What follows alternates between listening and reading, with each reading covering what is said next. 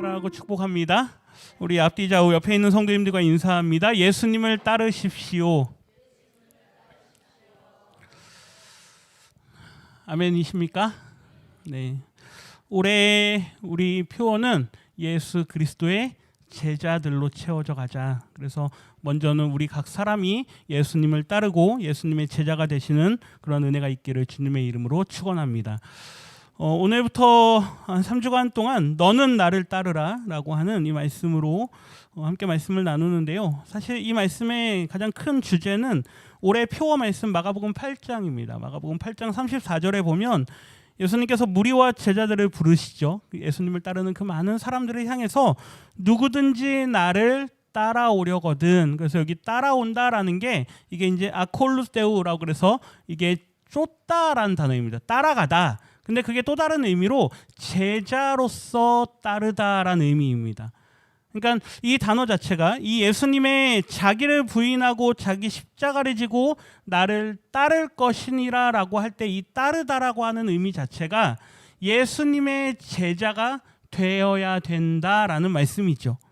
그래서 오늘은 이 따르다라고 하는 이 의미에서 여러 가지 성경에 있는 말씀들을 좀 찾아가면서 이게 어떤 의미인가, 그리고 예수님께서 우리에게 따르라라고 할 땐 무엇을 말씀하시는가, 이 내용들을 조금 더 함께 살펴보도록 하겠습니다.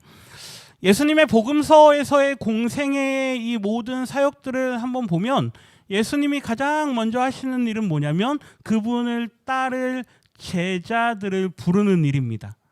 그래서 우리가 많이 알고 있는 말씀 중에 마태복음 4장 18절에 보면 예수님께서 해안가에서 제자들을 부르시는 모습을 볼 수 있죠. 4장 18절 한번 보십시오. 갈릴리 해변에 다니시다가 두 형제, 누구입니까? 베드로라 하는 시몬과 그의 형제 안드레를 부르십니다. 그들을 보니까 그들이 뭐다? 어부다. 그래서 해안가에서 이제 뭐 그물 일을 하고 있었던 것 같습니다. 우리 19절 말씀 같이 읽겠습니다. 말씀하시되 나를 따라오라. 내가 너희를 사람을 낚는 어부가 되게 하리라 하시니. 아멘. 이 말씀을 좀 잘 보셔야 되는데요. 우리가 흔히 베드로에게 사람 낚는 어부가 되게 할 거다. 그래서 베드로에게만 그 말씀을 하신 걸로 생각하는데 사실은 모든 제자에게 다 말씀입니다. 모든 제자들에게 이제 그 두 사람이 부르림 받을 때는 어부였으니까 특별히 그들에게 맞는 말씀으로 사람을 낚는 어부가 되게 할 것이다라는 말씀을 주셨는데 사실은 모든 제자에게 사람 낚는 어부가 되게 하리라라고 하는 말씀이죠. 하는 말씀이 뭡니까? 나를 뭐하라? 따라오라. 나를 따라오라. 너희들이 지금까지 따라가던 뭘 따라다녔을까요? 어부니까 뭘 따라다녔을까요? 물고기 따라다녔겠죠. 그렇죠? 물고기들이 어디 가면 많이 있다. 그 정보를 얻고 그 물고기가 많이 있는 곳으로 늘 따라다녔을 겁니다. 그 말은 재물을 따라다니고 내 삶을 영위해 나가기 위한 그 모든 수단과 목적들이 어디에 있느냐라는 것이죠. 그들의 삶은 언제나 물고기에 있었습니다. 물고기가 있는 곳이 천국이고 물고기가 잡히는 곳이 행복이죠. 그러한 제자들에게 예수님께서는 나를 따라오라. 너희가 행복을 추구할 곳은 물고기가 있는 곳이 아니다. 그리고 너희의 목적은 물고기를 낚는 것이 아니라 사람을 낚는 것이다. 이 제자들에게 사람을 낚아라라고 하는 이 사명을 주시는 것은 대단히 중요합니다. 왜 그러냐면 예수님 스스로가 이 땅에 오실 때 어떤 이유로 왔느냐? 사람들을 낚기 위해서 오신 거죠. 여기서 낚는다라는 건 요즘 사람들이 하는 말로 사람을 속인다라는 이야기가 아닙니다. 사람들을 뭐 한다는 얘기입니까? 생명으로 인도한다라는 이야기입니다. 그렇기 때문에 너희들도 지금까지는 물고기를 쫓아다녔지만 이제는 사람들에게 생명을 전하는 제자가 되어야 할 것이다. 20절 말씀 같이 읽습니다. 그들이 곧 그물을 버려두고 예수를 따르니라. 아멘. 이 예수를 따른다, 아콜루세우, 이게 예수님의 제자로서 그들이 따르기 시작했다는 이야기죠. 또 다른 종류의 예수님을 따르는 사람들이 있습니다. 마가복음에 보면, 마가복음 10장에 보면 우리가 이름하여 소경 바디메오 라고 하는 이름으로 알고 있는 사람이 있죠. 나면서부터 맹인입니다. 앞을 못 보죠. 그 사람이 예수님이 왔다라는 소문을 듣고 다윗의 자손이여 나를 불쌍히 여기소서 하면서 막 소리를 지릅니다. 50절 말씀 보면 맹인이 겉옷을 내버리고 뛰어 일어나 예수께 나아오거늘. 이게 무슨 말입니까? 예수님을 향하여서 아주 절박하고 갈급함이 있었다는 이야기입니다. 이 사람은 앞을 보지 못하고 평생을 살아왔기 때문에 나의 이 평생의 문제를 가지고 예수님 앞으로 뛰어나가는 거죠. 예수님께서 그에게 물어봅니다. 너가 뭘 원하느냐? 내가 너에게 무엇을 해주기를 원하느냐? 우리 52절 말씀 같이 한번 읽어봅니다. 예수께서 이르시되 가라 내 믿음이 너를 구원하였느니라 하시니 그가 곧 보게 되어 예수를 길에서 따르니라. 아멘. 이 사람은 그저 길에 있던 사람입니다. 왜요? 앞을 못 보니까. 내가 목적을 가지고 물고기를 쫓아다닐 수 있는 그러한 생동력과 생활력이 있는 사람이 아닙니다. 아까 처음으로 부름받은 제자들은 어떤 사람들이냐? 건강하고 힘이 있고 배가 있고 그물이 있어서 내가 세상에 나가서 재물을 얻으려면 얼마든지 얻을 수 있는 사람들이었습니다. 그러한 그들을 향해서 예수님께서 부르십니다. 너희가 추구하는 그 모든 세상의 것들을 내려놓고 이제 나의 제자가 되어라. 그런데 정반대로 이 바디메오는 건강도 없고 목적도 없고 삶에 이어나갈 수 있는 어떤 수단과 도구가 아무것도 없는 사람입니다. 그저 구걸밖에 할 수 있는 게 없는 사람이죠. 그런 사람이 예수님을 향해서 나를 불쌍히 여기소서 보기를 원합니다. 내가 너의 믿음을 보았다. 내 믿음이 너를 구원하였다. 하면서 하는 말씀이 너는 이제 곧 보게 될 것이다. 이 사람이 눈을 뜨게 됩니다. 그런데 뒤에 반응을 한번 보십시오. 이 사람이 어떻게 합니까? 그 길에서 예수님을 따릅니다. 두 종류의 사람들이 있는데요. 한 사람은 자기의 생활의 영역이 분명한 사람입니다. 안정된 사람이죠. 사실 예수님이 없어도 그렇게 크게 문제될 만한 사람이 아닙니다. 오늘 이 자리에도 예수님 없어도 사는데 그렇게 문제 없다 할 분들도 계실 겁니다. 얼마든지 내가 직장 생활을 하고 내가 돈을 벌고 이 땅에서 내가 삶을 살아가는데 아무 문제 없죠. 그런데 그들을 향해서 예수님께서 부르십니다. 나를 따르라. 정반대로 나에게 건강도 없고 나에게 능력도 없고 세상에 나가서 내가 물질을 얻을 수 있는 그런 수단과 도구가 없는 분들도 이곳 가운데 계실 겁니다. 하나님, 저는 아무것도 없습니다. 그런데 주님의 은혜로 그가 삶을 살아가게 되고 은혜를 입게 됐을 때 그는 주님을 따르게 되죠. 이러한 종류의 사람이든 저러한 종류의 사람들이든 어떠한 형태로든 예수님을 만나면 그들은 예수님을 따르는 제자가 되는 줄 믿습니다. 그 가장 중요한 건 뭐냐? 예수님을 만난다라는 것이죠. 가장 먼저는 예수님을 만나야 됩니다. 예수님께서 우리에게 찾아오시든 우연히 예수님을 만나든 우리가 주님을 부르짖든 예수님을 만나는 사람들. 마태복음 8장에 보면 어떤 형태로든 예수님을 만난 사람들이 많은 숫자로 모여 있습니다. 8장 1절에 보면 예수님께서 산상수훈의 말씀을 가르치시고 산에서 내려오니까 어떻게 합니까? 수많은 무리가 예수님을 따릅니다. 그들이 제자라는 이름으로 예수님을 따라다닙니다. 개중에는 진짜 제자도 있을 거고 가짜 제자도 있을 겁니다.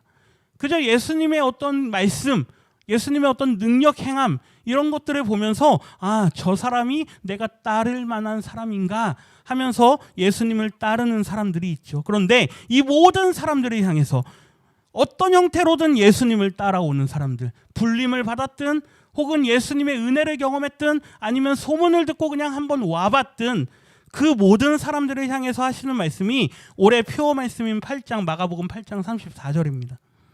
누구든지 나를 따라오려거든 내가 너희를 불렀든 나로 인하여서 너희가 은혜를 경험했든 나에 대한 소문을 들었든 어떠한 기대로 너희들이 이곳 가운데 나왔든 가장 중요한 것은 나의 제자가 되기 위해선 자기를 부인하고 자기 십자가를 지고 나의 제자가 되어야 된다. 예수님의 제자는 그냥 교회에 다닌다고 되는 것은 아닌 줄 믿습니다. 제자 훈련을 받는다고 해서 내가 제자 훈련 몇 기수료생이다라고 해서 제자가 되는 것도 아닙니다. 예수님의 제자가 되는 건 내 전 생애에 걸쳐서 나를 부인하고 예수님의 십자가를 지고 주님을 따르는 것이죠. 그런데 오늘 우리가 읽은 본문 말씀에 요한복음에 보면 조금 독특하고 조금 이상한 부르심이 있습니다. 저는 이거를 이상한 부르심이라고 표현을 하는데요. 우리 요한복음 8장에 보면 우리 2절 말씀부터 한번 같이 한번 보겠습니다. 2절입니다.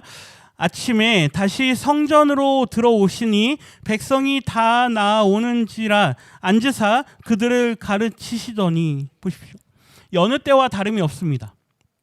사실 이 말씀의 배경은 유대인의 명절 그 끝날 때쯤이거든요. 그래서 많은 사람들이 예루살렘에 모여 있을 때입니다. 예수님의 그 앞에 7장에서 아주 대단한 선포를 하십니다. 누구든지 나에게 와서 생수를 얻으라. 그 초막절 절기 때 하는 말씀이 있는데, 예수님의 하시는 말씀으로 인해서 많은 사람들이 저 사람이 누구인가 하면서 예수님을 바라보기 시작합니다. 그리고 예수님께서 성전으로 다시 들어오니까 많은 사람들이 예수님 앞으로 모여들죠. 그들에게 말씀을 가르치십니다. 그런데 그때 3절 말씀에 보면 서기관들과 바리새인들이 계속해서 예수님을 향해서 이를 갈고 있었습니다. 어떻게 하면 저 사람을 잡아 죽일까? 그러다가 하나의 구실을 마련하는데요. 3절에 빨간색 글씨만 보면 음행 중에 잡힌 여자를 끌고 옵니다. 그러니까 다른 말씀에 가늠하다 잡힌 여인 이렇게 말하는데요. 어떤 형태로든 이 여인이 부도덕한 일을 벌이고 있었는데 그 여인을 한 사람 잡아다가 끌고 와서 예수님에게 말합니다. 5절 말씀 한번 보십시오. 모세는 율법에 이러한 여자를 뭐하라? 돌로 치라. 뭐하란 얘기입니까? 죽이란 얘기죠.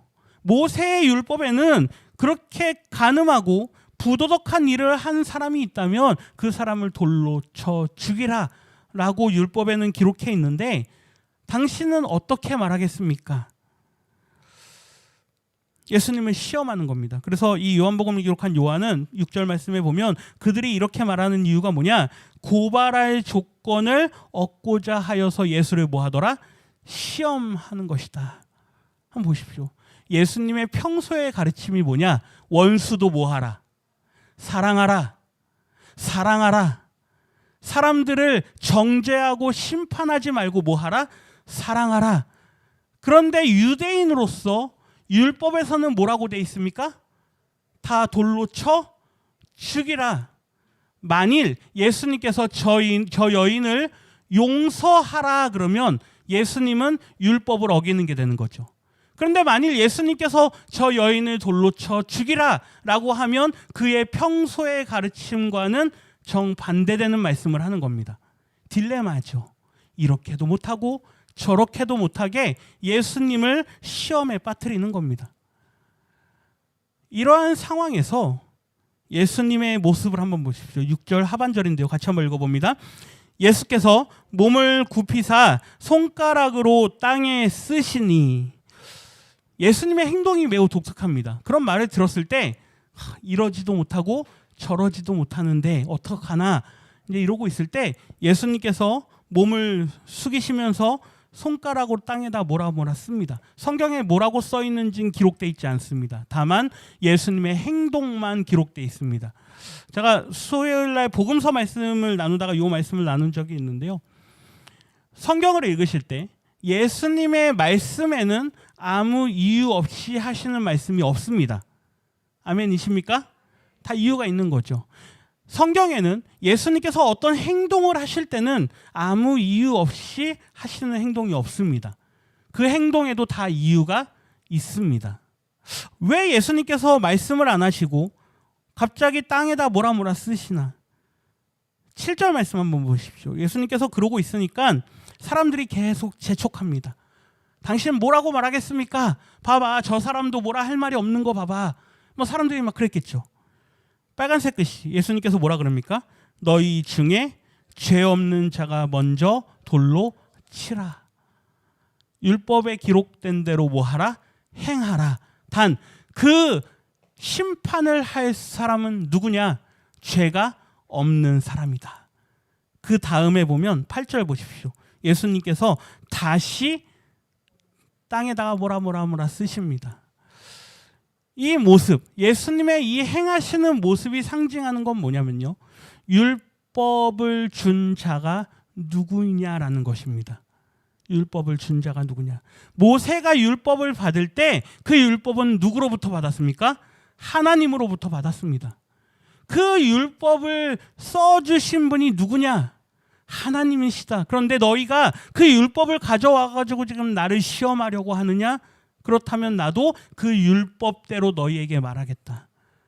죄 없는 자가 먼저 돌로 치라. 예수님의 행동은요, 율법을 수여한 자가 바로 누구다? 나다.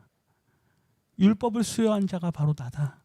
너희들이 그 들먹이는 율법, 그 율법대로 한번 얘기해보자. 너희가 얼마나 율법을 잘 지키나 한번 볼래? 너희가 율법을 이야기하는데 그 율법을 따라서 죄 없는 자가 누구냐? 그들의 그 시험에 예수님께서 답변하시는 겁니다. 9절 말씀 한번 보십시오. 9절 읽습니다.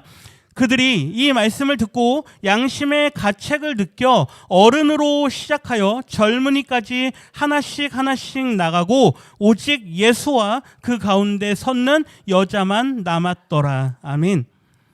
그 말을 들은 사람들이 죄 없는 자가 누구냐? 그 말을 듣고 양심의 가책을 느낍니다. 그러고는 다 하나씩 돌을 내려놓고 그 자리를 떠나버리죠. 사람을 정죄하고 사람을 심판할 권한이 우리 사람에게는 없다라는 것입니다. 왜요? 우리는 모두가 다 보니까 죄인이니까. 그런데 누가 누구를 정죄하고 심판하느냐? 다 떠났습니다. 그 자리에 딱 두 사람만 남습니다. 누구입니까? 예수님과 여인. 보십시오. 죄 없으신 예수님. 아멘이십니까? 죄인, 여인. 둘만 남습니다. 그리고 이 여인은 죄가 없으신 예수님을 독대합니다. 다시 말하면 하나님과 만나는 시간을 갖습니다. 굉장히 중요한 장면입니다. 그러면서 예수님께서 이 여인에게 말하죠. 10절입니다. 같이 읽습니다. 예수께서 일어나사 여자 외에 아무도 없는 것을 보시고 이르시되 여자여 너를 고발하던 그들이 어디 있느냐? 너를 정죄한 자가 없느냐? 다 떠나갔습니다. 여인에게 물어보죠. 너를 고발하던 사람들 어디 있느냐? 너를 정죄한 사람은 아무도 없느냐? 너에게 돌 던지는 사람은 아무도 없느냐? 그 사람 있으면 데려와 봐라. 내가 얼마나 대단한 사람인지 한번 보고 싶다. 그 얘기죠. 그런데 돌 던지는 사람이 한 사람도 없다라는 것입니다. 11절 말씀에 보면 주여 없나이다. 한 사람도 저에게 돌 던지는 사람이 없습니다. 그 다음 예수님의 말씀인데요. 뭐라 그럽니까? 나도 너를 정죄하지 않겠다. 예수님께서 이 땅에 오신 이유는 뭐냐면 죽음에서 생명으로, 생명을 죽음으로 이끌기 위한 것이 아니라 죽음에 있던 자들을 생명으로 이끌기 위한 것입니다. 이 여인은 죽음에 있었던 여인인 거죠. 늘 어둠 가운데 있었던 여인입니다. 그러한 죽음에 있던 여인에게 내가 너에게 온 이유는 너를 정죄하기 위한 것이 아니다. 너를 뭐 하러 왔다? 생명으로 이끌기 위해서 왔다. 나도 너를 정죄하지 않는다. 그러니 가서 다시는 죄를 범하지 말라. 이거는 회개하라라는 이야기입니다. 회개하라. 너의 옛 죄악들을 이제는 다 끊어버리고 다시는 그러한 죄를 범하지 마라. 그러면서 예수님께서 아주 중요한 말씀을 하시는데요. 12절 상반절입니다. 같이 읽습니다. 예수께서 또 말씀하여 이르시되 나는 세상의 빛이니. 아멘. 요한복음에 보면 예수님의 말씀 중에 나는 뭐뭐이다라는 말씀을 하십니다. 나는 양의 문이다. 나는 선한 목자다. 나는 세상의 빛이다. 이런 거죠. 그런데 그게 구약의 언어입니다. 하나님께서 모세에게 모세가 내가 당신을 뭐라고 소개할까요? 라고 하니까 나는 스스로 있는 자이다. 나의 이름은 어느 것에 국한되고 갖춰지는 이름이 아니라 나는 전능한 하나님이다. 그렇게 자신을 소개합니다. 예수님께서 그 언어를 동일하게 사용하시면서 나는 뭐다? 세상의 빛이다. 그 말은 무슨 말일까요? 지금 너와 내가 함께 있는데 내가 빛이라면 너는 뭐란 얘기일까요? 너는 어둠이다. 나는 빛이다. 이 나는 세상의 빛이다라는 말씀이 구약의 스가랴서의 말씀입니다. 스가랴 14장 7절 말씀인데 우리 같이 한번 읽어봅니다. 여호와께서 아시는 한 날이 있으리니 낮도 아니요 밤도 아니라 어두워 갈 때에 빛이 있으리로다. 아멘. 빛이 올 거다라는 게 스가랴의 예언의 말씀이죠. 어두움이 그들을 지배하는 시대, 어두움이 그 땅에 가득 찬 그때에 빛이 임할 것이다. 예수님은 이 땅에 빛으로 오셨습니다. 그래서 요한복음의 처음 1장에서도 보면 빛이 임했다. 그 빛이 생명의 빛이다. 사람들이 빛을 알아보지 못하였더라. 뭐 이런 말씀을 기록하죠. 예수님께서 8장 12절 하반부에 보면 이렇게 말씀하시는데요. 우리 같이 읽습니다. 나를 따르는 자는 어둠에 다니지 아니하고 생명의 빛을 얻으리라. 아멘. 아콜루세우. 나를 따르는 사람. 나를 따르라. 너는 지금까지 어떠한 삶을 살았느냐? 어둠의 삶을 살았다. 그리고 너를 정죄하던 그들도 어둠 가운데 있는 자들이다. 그러나 나를 따르는 자는 왜요? 내가 누구이기 때문에? 세상의 빛이기 때문에. 나를 따르는 자는 더 이상 어둠에 다니지 않고 생명의 빛을 얻게 될 것이다. 나의 제자가 되어라. 나의 제자가 되면 너는 이제 다시는 어둠의 길을 다니지 않을 것이다. 생명의 빛을 다니게 될 것이다. 제가 예수님의 이상한 부르심이라고 말씀드렸던 그 부르심은 죄인을 부르시는 부르심입니다. 예수님께서 이 땅에 오실 때 잘난 사람들만 부르지 않죠. 예수님께서 이 땅에 오실 때 못난 사람들만 찾아다니면서 부르지도 않습니다. 잘난 사람도 부르시고 못난 사람도 부르시고 모든 사람들을 부르시는데 그 모든 사람들은 공이 다 하나님 앞에 죄인들입니다. 그 죄인들을 부르시기 위해서 이 땅에 오셨다라는 것이죠. 양의 속성을 아십니까? 양들은 스스로 가면 어떻게 됩니까? 난리가 납니다. 인도하는 목자가 없으면 양들은 다 이상한 길로 다니죠.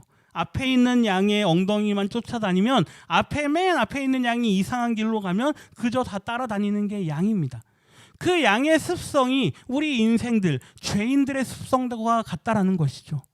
목자가 없기 때문에 그들이 길을 잃고 방황한다. 그 구약의 말씀이 예수님이 목자로 오셔서 요한복음 10장에서 이렇게 말씀하죠. 나는 선한 목자다. 나는 선한 목자다. 나는 내 양을 알고 양도 나를 알기 때문에 나의 음성을 알아듣는다.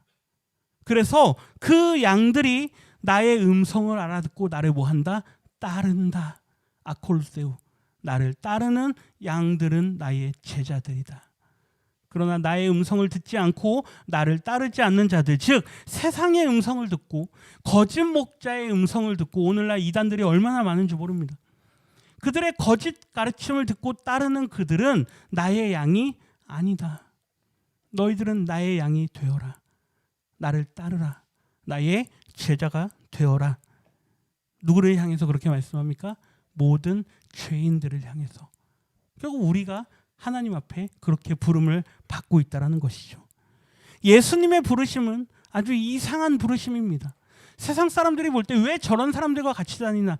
세리와 죄인들과 이상한 부르심이죠. 그런데 예수님께서는 그렇게 이상한 부르심을 부를 때는 죄인들을 부르시기 위한 것이죠. 예수님께서 죽으시고 부활하셨습니다. 부활하시고 나서 제자들에게 다시 찾아갑니다. 그 중에 자신을 배반했던 3번이나 부인했던 베드로에게 찾아오십니다. 그러면서 말씀합니다. 너가 나를 사랑하느냐? 너가 나를 사랑하느냐? 3번이나 연속해서 부르실 때 마지막 세 번째 부르심에 보면 내가 나를 사랑하느냐라고 하심으로 우리 21장 17절인데요. 같이 한번 읽어봅니다. 베드로가 근심하여 이르되 주님 모든 것을 아시오매 내가 주님을 사랑하는 줄을 주님께서 아시나이다. 예수께서 이르시되 내 양을 먹이라. 세 번이나 반복해서 예수님께서 물어보니까 베드로의 마음에 불편함이 생겼습니다. 왜 자꾸 물어보시다. 그런데 그 세 번이라는 숫자는 베드로에게는 인생 숫자입니다. 수요일 날 제가 여러 번 말씀 나눴는데요. 예수님을 세 번 부인하고, 그렇죠? 예수님께서 세 번 그에게 너가 나를 사랑하느냐 회복의 은혜를 주시죠.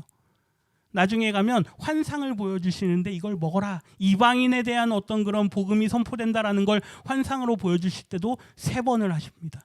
그러니까 이 세 번의 예수님의 질문 앞에 그가 완전히 내가 주님의 제자가 되겠습니다. 예수님 앞에 완전히 굴복합니다.